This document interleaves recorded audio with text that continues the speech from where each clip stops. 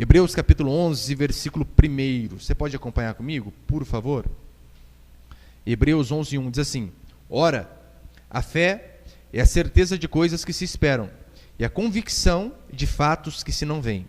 Ou seja, você não enxerga, você não vê, na verdade a circunstância pode ser contrária, mas você acredita.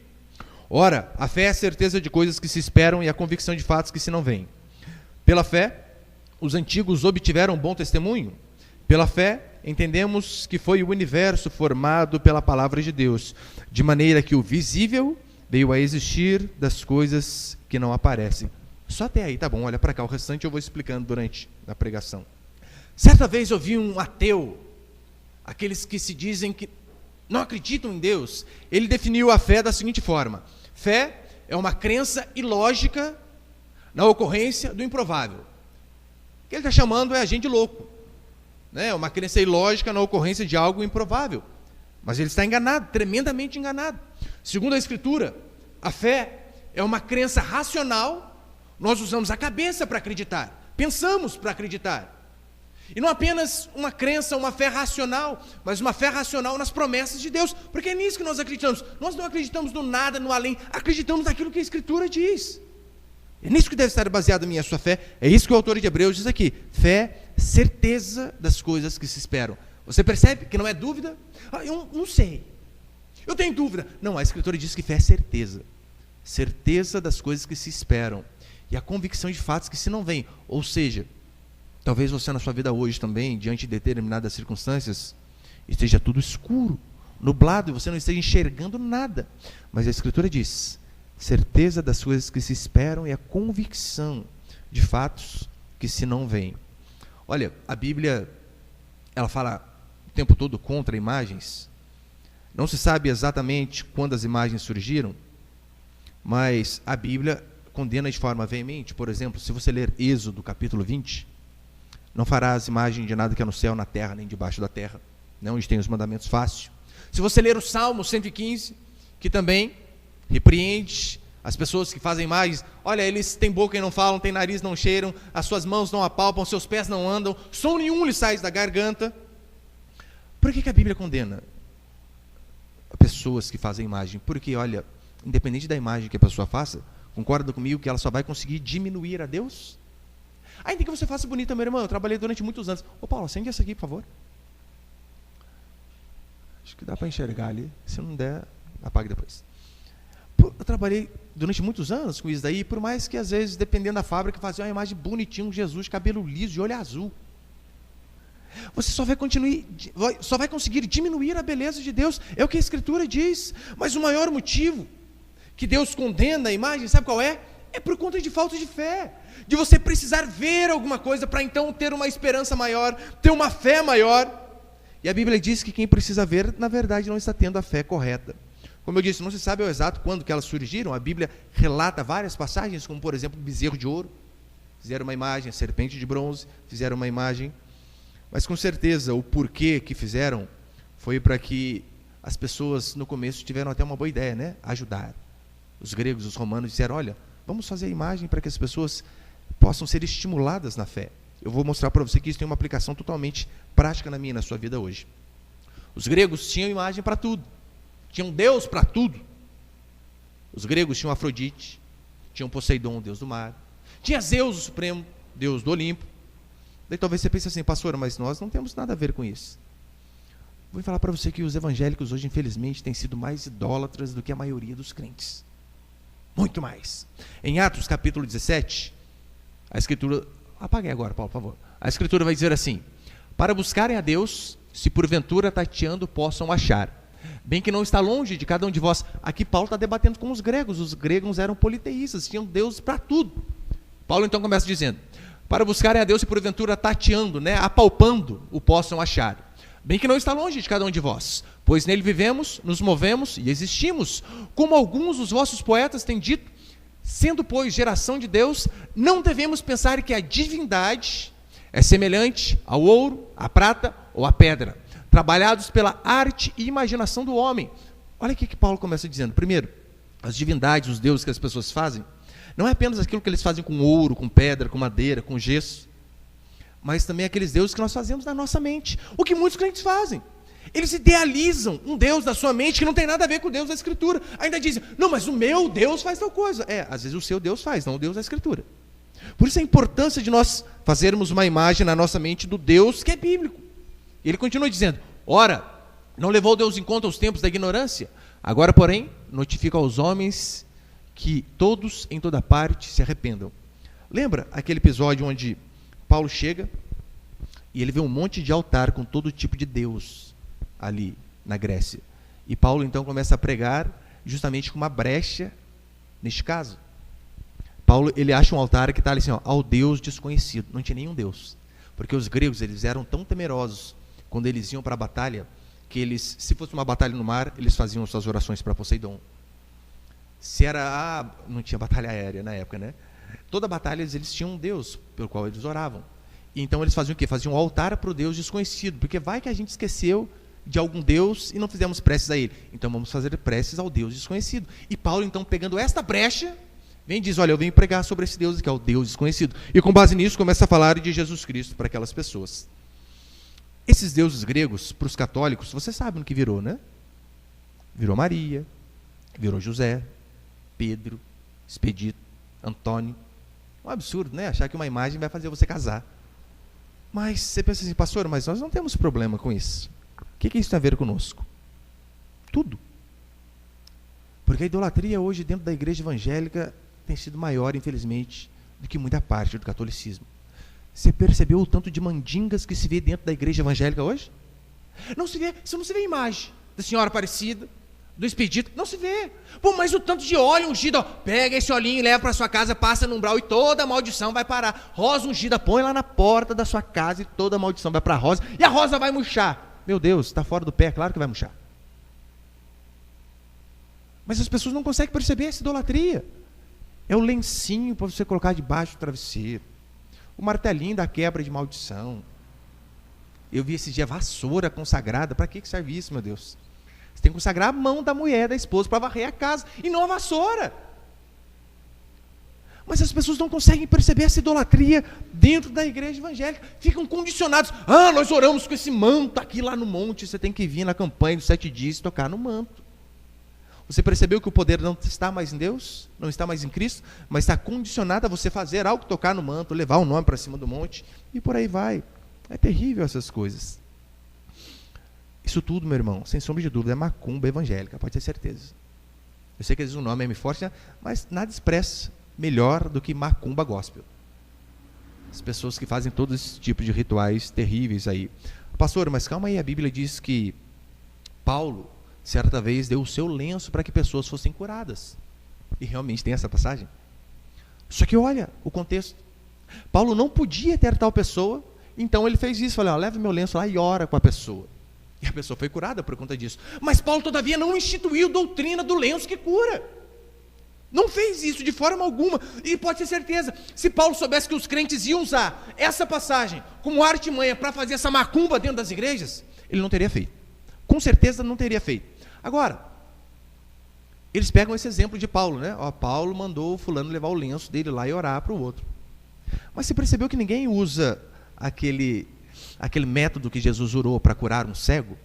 A Escritura diz que uma vez chegou um cego diante de Jesus Cristo. Sabe o que Jesus fez para curar? Está curado em meu nome. Não. Diz a Escritura que Jesus cuspiu ao chão. Imagina, o mestre. Não fez tão assim, né? Claro. Cuspiu no chão, fez lodo com o barro, passou no olho do cego. Senhor, que Jesus nojento. Fez isso. E falou, vai e te lava. O rapaz se lavou e ficou curado. Hoje você não vê por aí, vê? Cura com cuspe divino. Não vê esse tipo de coisa. Em Marcos, capítulo 6, diz que os discípulos expeliram demônios e o curavam as pessoas ungindo com óleo. Em Tiago, capítulo 7, talvez com base nesse versículo aqui, muitos também pegam brecha para ministrar heresias. Tiago 5,14, a Escritura diz assim: está alguém entre vós doente? Chame os presbíteros. Presbíteros é a mesma função de pastor, né? Chame os pastores, os obreiros. Está alguém entre vós doente? Chame os presbíteros da igreja e estes façam oração sobre ele, ungindo com óleo. Só que muitos param aqui, ó, tá vendo? Tem que orar e tem que melecar a cabeça da pessoa lá com óleo. Mas eles não continuam lendo o contexto. Olha lá, ungindo com óleo em nome do Senhor. E a oração da fé salvará o enfermo. Percebeu que o que vai salvar o enfermo não é o óleo, mas é a oração? E a oração da fé salvará o enfermo, e o Senhor o levantará. E se houver cometido pecados, ser-lhe-ão perdoados. Além do mais, quando aqui na Escritura você vê, olha, as pessoas oravam com óleo, o óleo também tinha uma função medicinal, era um tipo de remédio. Se nós pudéssemos parafrasear essa passagem, seria mais ou menos o seguinte: olha, está alguém entre vós enfermo? Chame os presbíteros, os pastores, os obreiros, e eles vão, dão remédio para a pessoa e ora para que em nome de Jesus a pessoa seja curada. Porque ser curado por meio de remédio também é milagre. Ou você acha que milagre é só quando é curado sem remédio? É engano. Você acha que Deus deu inteligência para os médicos para quê? À toa? Óbvio que não. É por isso que nós vemos alguns cristãos, infelizmente, fanáticos, igual a filha do Pelé, que morreu há uns bons anos atrás, crente, e ela estava com câncer. E as pessoas dizendo para ela: você precisa fazer quimioterapia. Ela: não, Deus vai me curar. Morreu. E se tivesse feito? Será que médico não pode ser instrumento de Deus para curar uma pessoa? É claro, pastor, mas isso é natural. Não, é sobrenatural também. É Deus da mesma forma. A diferença foi o método que Deus usou. Às vezes ele faz de forma direta, às vezes ele faz usando as pessoas. Agora, o que tem de crente, meu irmão, com ponto de contato dentro das igrejas, que são absurdos. Traz água do Jordão, já viu? Trouxemos essa água lá do Rio Jordão. Não, o Jordão é sujo. É como se fosse o Tietê daqui de São Paulo.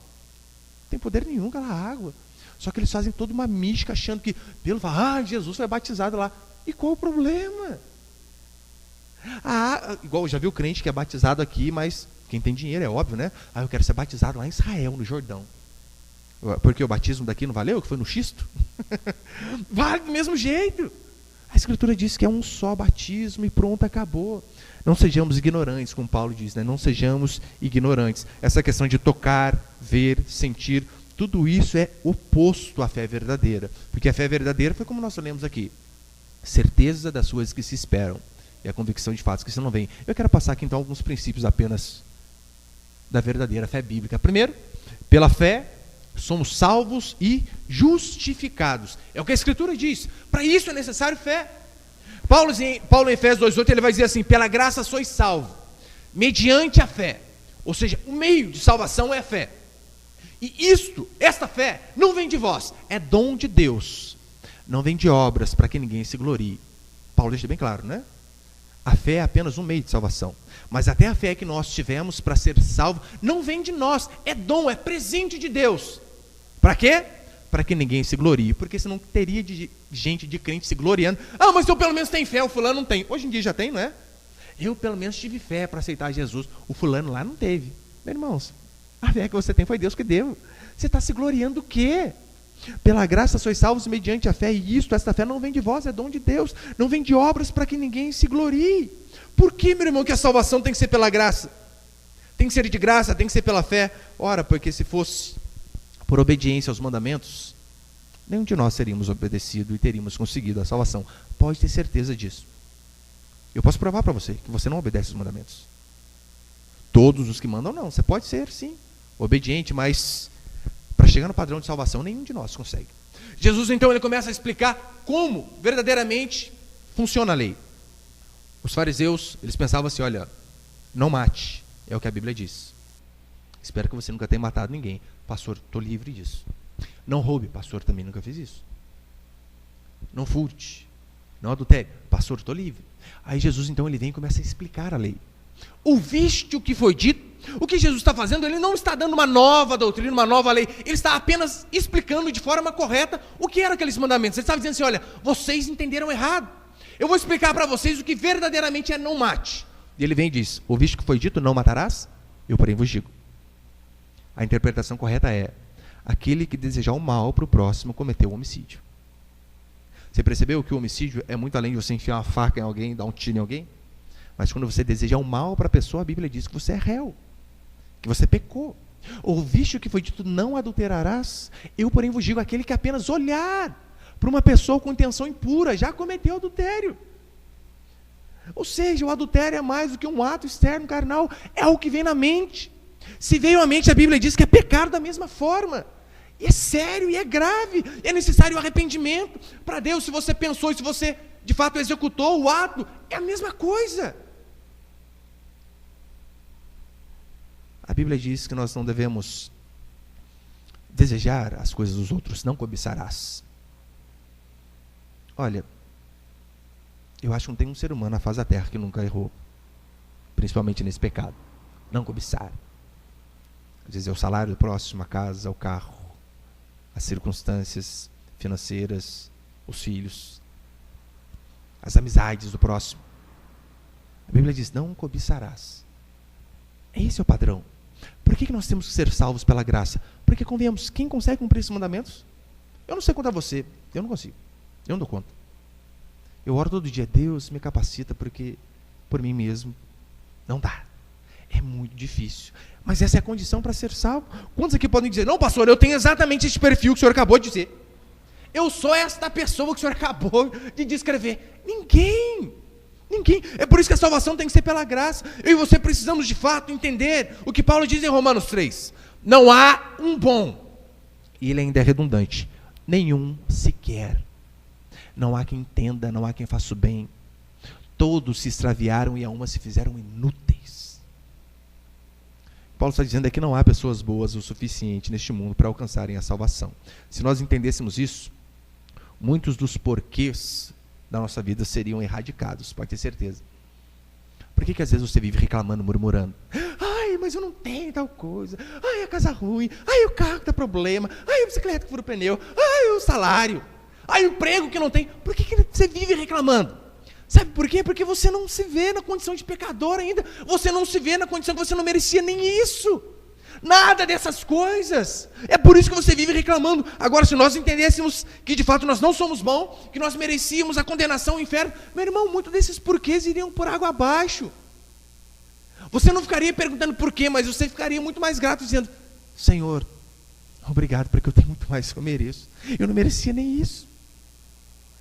Pastor, por que existem pobres e ricos? Pais bons e pais maus? Pessoas saudáveis e doentes, normais e deficientes? Por que uns são salvos e outros são condenados? Por que Deus não salva todos? Você nunca pensou assim? Eu já, várias vezes. Por que Deus não salva todos, sendo que Ele tem todo o poder? Ele poderia muito bem salvar todos. Mas a pergunta que eu e você deveríamos fazer não é essa. Por que Deus não salva todos? Mas sim, por que Deus salva alguns? Porque Ele deixou um mandamento para nós. O salário do pecado é a morte. Se vocês obedecerem, vocês vão ter vida. Se vocês pecarem, terão morte e condenação. Nós pecamos, diz a Escritura. Então a pergunta não é por que Deus não salva todos, mas por quê? Sendo que todos desobedeceram. Por que Deus ainda salva alguns? Sendo que todos nós erramos? Pode ter certeza, se Deus condenasse a todos nós que estamos aqui, começando por mim, até a criancinha menorzinha que tem aqui, se Deus condenasse a todos nós, sem exceção, teríamos que dizer, o Senhor é justo, porque eu errei, eu não cumpri com a minha promessa de ser obediente, então o Senhor é justo. Como eu vi um escritor escrevendo uma vez, né? Que a palavra digno seja escrita no chão do inferno, porque é disso que nós somos dignos. Mas a palavra graça, favor e merecido, graça é isso, né? Você recebe algo que você não fez, por mérito.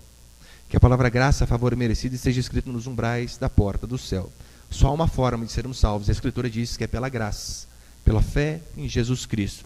É somente Ele que pode fazer isso por nós. É por isso que a Escritura diz, né? Porquanto há um só mediador entre Deus e os homens. E quem é esse mediador? Não é o seu pastor, não sou eu. Não é Maria. Não é santo nenhum. A Bíblia diz que é apenas Jesus Cristo. Há um mediador entre Deus e os homens. Cristo, Jesus, homem. E Paulo ainda vai dizer depois assim, Romanos 3, 28. Concluímos, pois, que o homem é justificado pela fé, independente das obras da lei. Ou seja, a nossa justiça é pela fé em Jesus Cristo, independentemente daquilo que nós fazemos. Pastor, o senhor está falando que nenhuma obra compra a salvação? Nenhuma. Nenhuma. Ainda que você entregasse o seu próprio corpo para ser queimado, morresse como mártir, A Bíblia diz que isso não é o suficiente. Pastor, eu não preciso fazer nada para ser salvo? Óbvio que não. Claro que não. A salvação é pela graça. Você não precisa fazer nada para ser salvo, mas por ser salvo você precisa fazer. Essa é a grande diferença. Nós não somos obedientes para alcançar a salvação, mas porque a salvação nos alcançou sem merecermos, nós então somos obedientes. Portanto, graça não é provisão para o pecado, que muitos pensam, né? Olha, já que eu sou salvo pela graça, já que o Senhor me salvou sem eu fazer nada, então eu posso fazer o que eu quiser, porque a salvação é Ele que dá. Não, graça não é provisão para o pecado, muito pelo contrário. É combustível para a santidade, para cada dia mais sermos obedientes. Segundo princípio. Não está muito escuro aqui na frente? Dá para enxergar eu daqui, Paulo? Dá, né? Dá, aqui, ó. Dá. É que vocês... Paulo, acende aí para ver. Estou encabulado com essa luz. Acende aí, por favor. Dá para enxergar, irmão, ali? Apaga de novo. Tem que colocar um abajur só em mim, já. Fico incomodado, parece que eu estou no escuro. Mas segundo, pela fé cremos em Deus e obtemos as promessas. Hebreus 11:3, você pode ler comigo, por favor? Pela fé, entendemos que foi o universo formado pela palavra de Deus, de maneira que o visível veio existir das coisas que não aparecem. É interessante, né? Pela fé nós acreditamos que o universo foi formado pela palavra de Deus. Não diz que pela fé nós acreditamos que o universo evoluiu depois de uma explosão cósmica, como eu preguei domingo passado. É uma fé bem mais sensata acreditar que Deus criou todas as coisas do que uma explosão de que uma ameba originou todas as coisas. É uma fé muito mais sensata acreditarmos que viemos de Deus e voltaremos para Deus do que viemos do macaco e vamos voltar, sei lá para onde, né? Apesar que muitos não vêm do macaco não, né? Igual uma vez um amigo meu mandou uma mensagem para mim, ele é ateu, né? Mandou uma foto de uma lajota, eu falei para os irmãos, né? Mandou uma foto de uma lajota e disse, aí seu pai. Danado, hein? Eu prefiro acreditar que eu vim da lajota, né? Do que lembra, o homem foi feito do barro, né? Como diz em Gênesis. Do que acreditar que King Kong e a tia Chita estão na minha árvore genealógica. Eu acho que é mais sensato. Mas pela fé, nós cremos que Deus sustentou o seu povo no deserto durante 40 anos. E olha que interessante. A Bíblia diz que durante 40 anos, sem gastar sandália, meu Deus do céu. Sem precisar comprar outro tênis. Sustentou. O povo teve sede. E pela fé nós acreditamos que aquilo que a Escritura diz é verdade. Deus tirou água da rocha para sustentar o teu povo. O povo teve fome. Sabe como que Deus trouxe comida? Diz a Escritura que passarinhos trouxeram lanche e carne na boca. Você imagina passarinho delivery entregando salada na sua casa? Era o que aconteceu.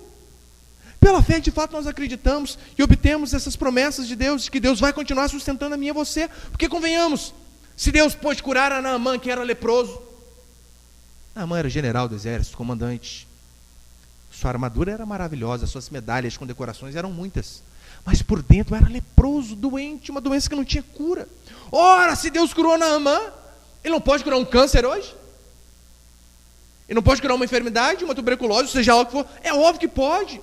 Se pela fé nós acreditamos que Deus abriu o mar, por que também não vamos acreditar que Ele não pode abrir uma porta de emprego melhor? Ou uma porta de emprego que não tem?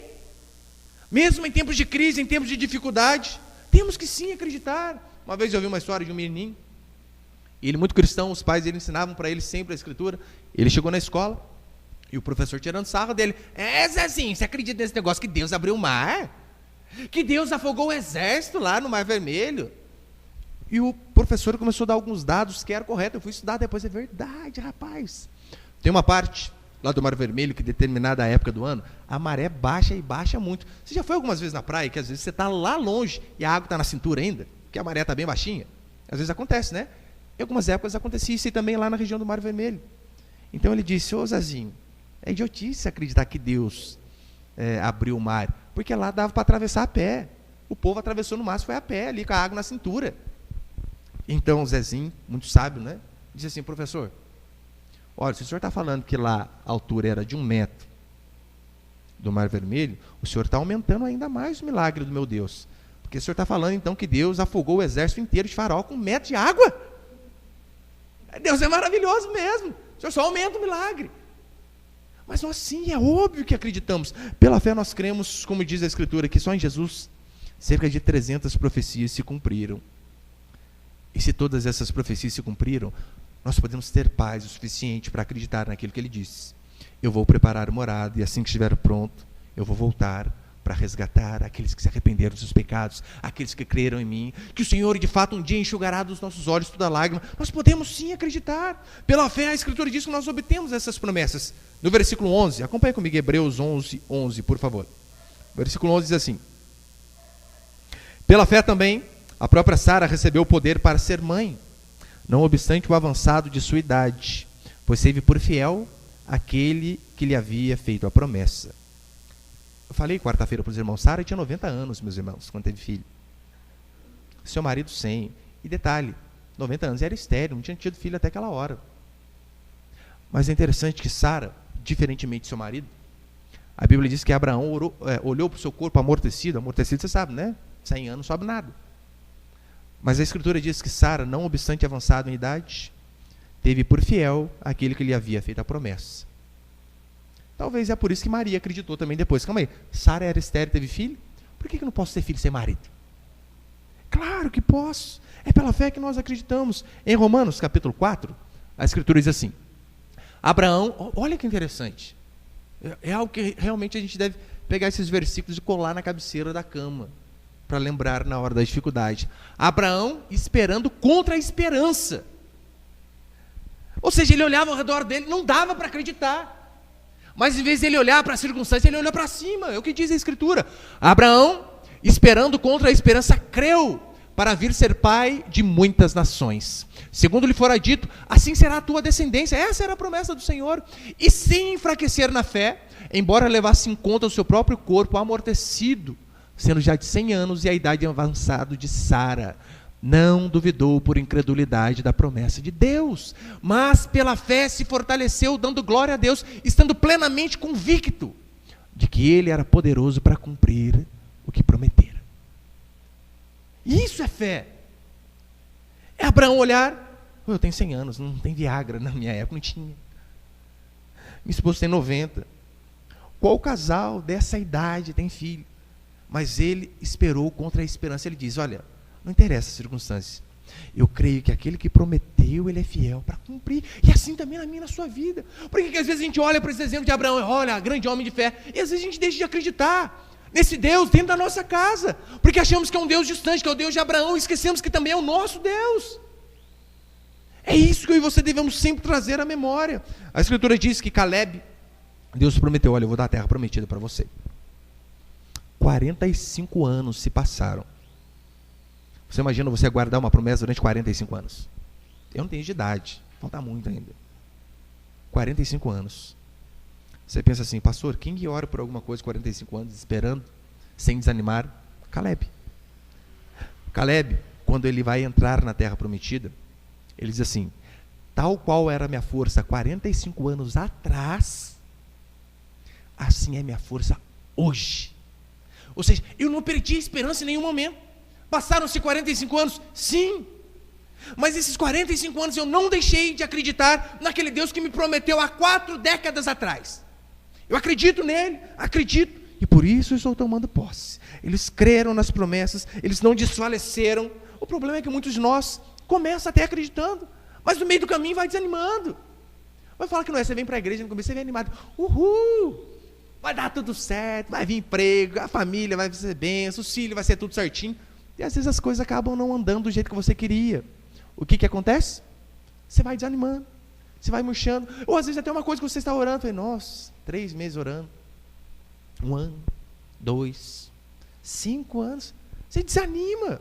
Meu irmão, o dia que você chegar a estar orando por algo 45 anos e não tiver acontecido ainda, daí dá para a gente conversar um pouquinho melhor, né? Do contrário, não temos motivos para desanimar. Agora, muitos crentes são igual aqueles corredores da São Silvestre que passam no final do ano. Já percebeu, né? Sai o pelotão de elite, depois sai aquele bando de gente. Fantasiar de noiva, chapolim, papagaio, periquito. Sai correndo, dá oizinho para a câmera. Aí dá 5 km, para, está andando, está sentado na rua já. Ou seja, começou com ânimo, mas depois anima. Muitos são assim também na caminhada cristã. Animado, vai dar certo, vai dar certo, vai dar certo. Mas aí as circunstâncias começam a ser contrárias, o que ele faz? Perde a esperança. E a Bíblia diz que não devemos perder. Uma vez eu vi a história de uma moça que ela orou durante 6 anos para que o marido dela voltasse para casa. O marido tinha ido embora e ela triste com os filhos, mas ela sabia, não, é meu marido, eu vou lutar pela minha família. Então ela durante 6 anos orou e ela falou para o pastor, ora comigo, meu marido não quer voltar para casa. Irmão, na hora que deu 1 ano já, o pastor estava desanimado já. Falei, irmã, se contenta em ficar sozinho, cuide dos seus filhos. E olha o testemunho da irmã, quando o pastor fulano desistiu, eu me levantei em oração, aleluia. E depois o marido voltou, ela foi lá no pastor, pastor, lembra? O senhor desistiu de orar. Está o homem de volta e mais apaixonado que nunca. Não desistiu. Orou, perseverou, porque a oração, ela sustenta a minha e a sua fé. Eu e você também devemos crer a cada dia que o mesmo Deus de antes é o mesmo Deus ao qual nós servimos hoje. Eu desafio você, meu irmão, olha para o Salmo 140. Se estiver demorando para acontecer alguma coisa, lembra do Salmo 140, esperei com paciência no Senhor. O problema é que às vezes não temos paciência. Pastor, 10 anos já, né? Daí você vai para o Salmo 70, né? Apressa-te, Senhor, em me ouvir. Começa a suplicar um pouquinho mais. Mas ora, é assim que eu e você devemos fazer. Devemos sim ter fé no espiritual. De que forma? Devemos orar todo dia para que o Senhor possa nos transformar. Transformar como ser humano, como irmão, como irmã, como pai, como filho, como mãe. Devemos orar sim pelo espiritual. Eu oro todo dia, Senhor, faz um pai melhor, que às vezes o menino reclama. Faz marido melhor, que às vezes a queixa ela dói de ouvir. Eu oro sempre. Ore pelo espiritual. Mas também você pode orar pelo natural. Lembra que a Bíblia diz? O Pai Nosso que estás no céu. Começa assim, né? Pai Nosso que estás no céu, espiritual. Mas depois diz, o pão nosso de cada dia nos dai hoje. Você sim, também pode e deve orar pelo natural, pelo pão nosso, por um salário melhor, por uma condição de vida melhor. Pastor, eu moro de aluguel, ore para comprar uma casa. Pastor, estou sem carro, sem necessidade, ore, qual o problema? Meu irmão, você acha que Deus ele tem... Ele está lá assim, fala, não vou dar carro para você não, rapaz, eu não fui com sua cara. Você acha que Deus é assim? Agora, se é algo que realmente vai nos ajudar, não há problema. O grande problema é o seguinte, é quando nós oramos, não para que Deus supra a nossa necessidade, mas para que Deus faça os nossos caprichos. É diferente. Hoje em dia, carro não é nem luxo, né? É necessidade, se precisa. Com ar-condicionado já é meio luxo, né? Apesar que esse calorzão é bom, né? Mas você consegue, né? Igual o meu tem um ar-condicionado natural, né? Você abre o vidro e põe a cabeça para fora. Funciona? Necessidade. Não tem problema orar por essas coisas. O problema é quando o Tiago diz assim, olha, não tendes nada porque não pedis, porque pedis mal, para vos esbanjar. Esse é o problema, quando a gente quer pedir, Senhor, quero uma casa boa. É porque aquele que não me ajudou, aquele que falou que eu não ia conseguir. Mas eu vou chamar ele para jantar em casa e vou jogar na cara daquele infeliz. Você percebeu que às vezes as nossas motivações são assim? Mas ora, se é uma necessidade, qual o problema? Por que você precisa de um carro? É para suprir a necessidade da sua família? Ou é para chegar no final do ano, lá, né, no Réveillon dos seus familiares? Aí, quem falou que eu não ia dar em nada? Aí, o carrão aí. A motivação é errada. Mas devemos sim orar pelo natural. Não há problema nenhum orar pelo material. Em Gênesis capítulo 13, a Escritura vai dizer assim, disse o Senhor a Abrão, depois que Ló se separou dele, ergue os olhos e olha desde onde estás para o norte, para o sul, para o oriente, para o ocidente. Porque toda essa terra que vês, eu te darei a ti e a tua descendência para sempre. Deus falou assim para ele, filho querido, olha, mas não olhe só para lá não, para frente, para trás, para a esquerda, para a direita. Tudo isso eu vou dar para você. Deus, meu irmão, não é aquele pai maldoso não, que põe cadeado na geladeira para as crianças não comer danoninho.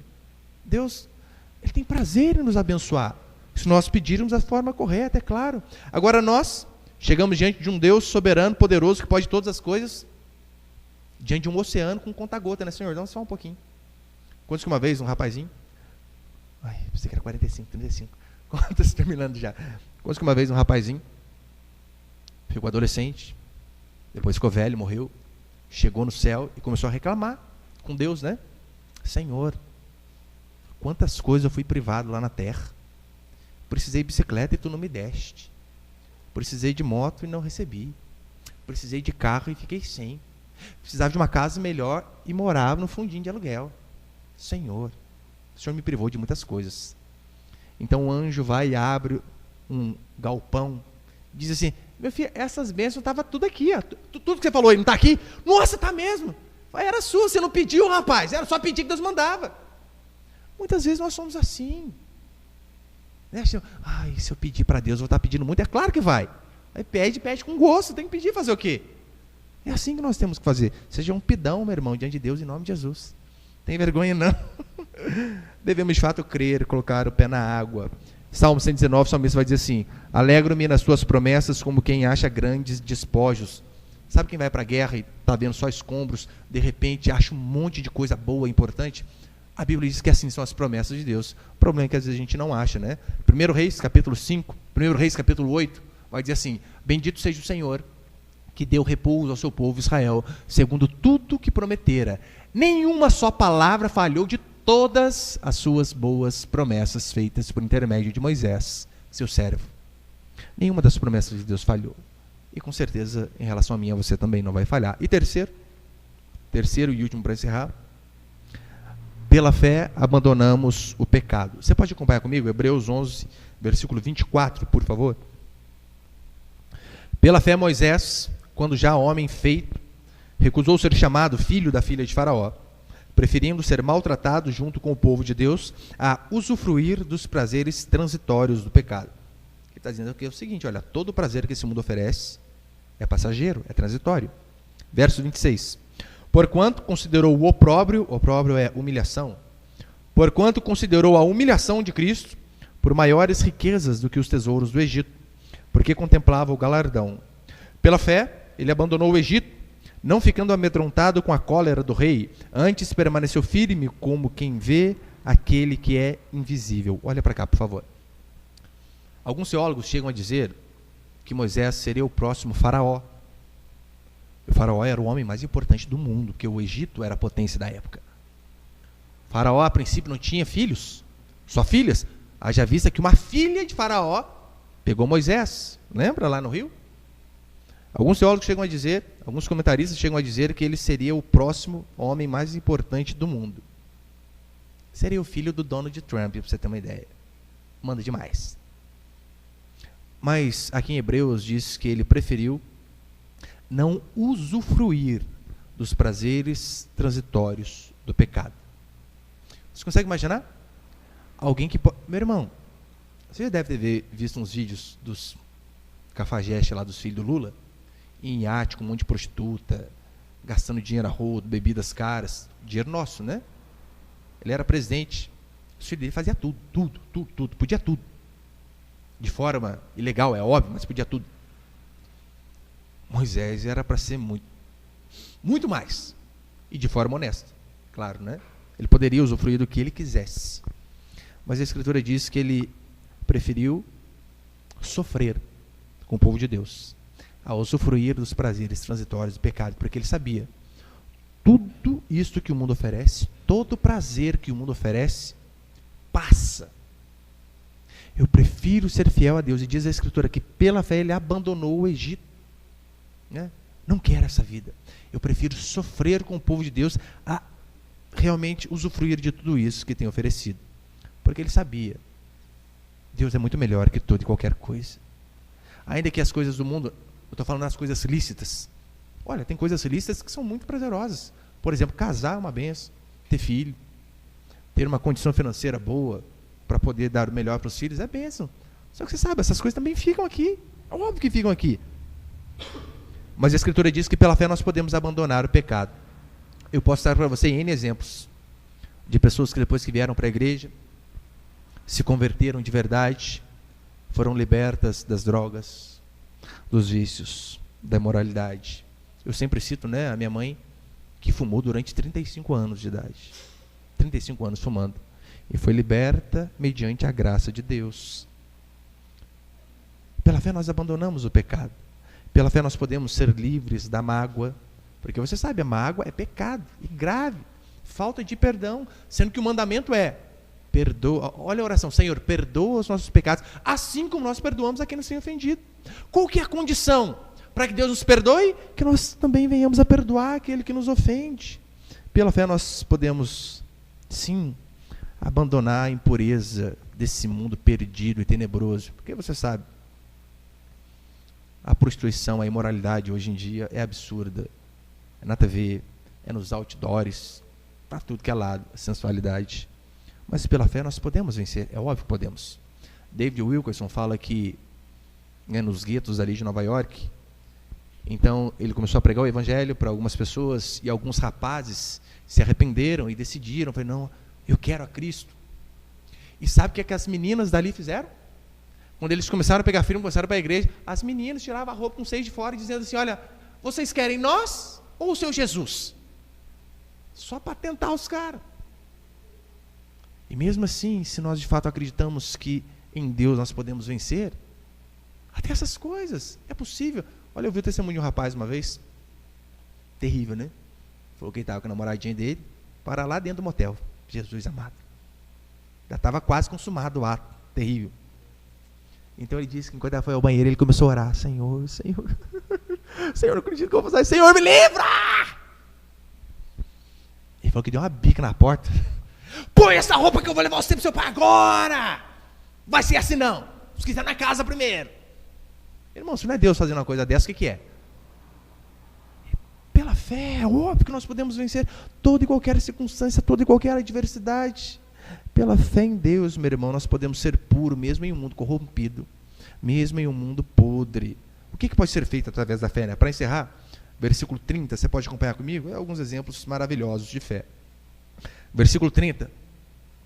Pela fé, ruíram as muralhas de Jericó, depois de rodeadas por 7 dias. Lembra o episódio, né, da muralha de Jericó? Caindo no grito. Você imagina o povo de Deus, a gente derrotou Jericó, de que jeito vocês batalharam? Esquadras sucessivas, justaposta, qual que foi? O que vocês usaram? Não, a gente ganhou no grito. Não, como assim no grito? Literalmente no grito. Gritamos, caiu. Foi isso que aconteceu, o que diz a Escritura. Pela fé, ruíram as muralhas de Jericó, depois de rodeadas por 7 dias. Pela fé, Raabe, a meretriz é um eufemismo para prostituta, tá? Pela fé, Raabe, a meretriz, não foi destruída com os desobedientes, porque acolheu com paz os espias. Lembra? Todo mundo morreu da cidade, menos a prostituta que tinha guardado os espias. Verso 32. E que mais direi? Certamente me faltará tempo necessário para referir-me a respeito de Gideão. Gideão e os 300 derrotaram um monte. Gideão, Baraque, Sansão, Jefité. Lembra de Sansão, o homem mais forte? De Davi, Samuel e dos profetas, os quais, por meio da fé, subjugaram reinos, praticaram a justiça, obtiveram as promessas, fecharam a boca de leões, provavelmente fazendo alusão a Daniel. Meu irmão, Daniel na cova dos leões, o leão morre de fome. Daniel ora e o leão jejua. Fé, acreditar que Deus pode nos livrar de uma circunstância que, a princípio, não tinha como fugir dela. 34. Extinguiram a violência do fogo. Lembra? Sadraque, Mesaque e Abdinego foram lançados na fornalha e não morreram. Extinguiram a violência do fogo, escaparam ao fio da espada, da fraqueza tiveram força, fizeram-se poderosos em guerras, puseram em fuga exércitos estrangeiros. Mulheres receberam pela fé a ressurreição de seus mortos. Alguns foram torturados, não aceitando o seu resgate, para obterem superior ressurreição. Outros, por sua vez, é que você pensa assim, pastor, pela fé vai dar tudo certo, né? Olha, o fogo se apagou, o fogo não queimou, o leão não comeu, mas depois ele continua. Porque a fé, pode ser que você tenha fé e as coisas não aconteçam do jeito que você quer, mas não pode perder a fé. Verso 36.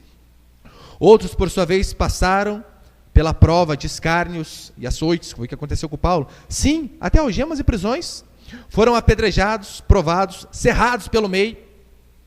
A Inquisição fazia isso daí, elas penduravam as pessoas de cabeça para baixo, assim, com as pernas, pegavam uma serra bem grande, sabe, um serrote daqui na parede, e cerravam a pessoa pelo meio. Crente. Maravilha, hein? Outros, por sua vez, passaram pela prova de escárnios, açoites, sim, até de algemas, prisões. Foram apedrejados, verso 37. Foram apedrejados, provados, cerrados pelo meio, mortos a fio da espada, andaram peregrinos, vestidos de pele de ovelhas e de cabras, necessitados, afligidos, maltratados. Pessoas tiveram fé, mas passaram coisas terríveis. Verso 38, maravilhoso. homens dos quais o mundo não era digno, errantes pelos desertos, pelos montes, pelas covas, pelos antros da terra. Ora, todos estes obtiveram um bom testemunho.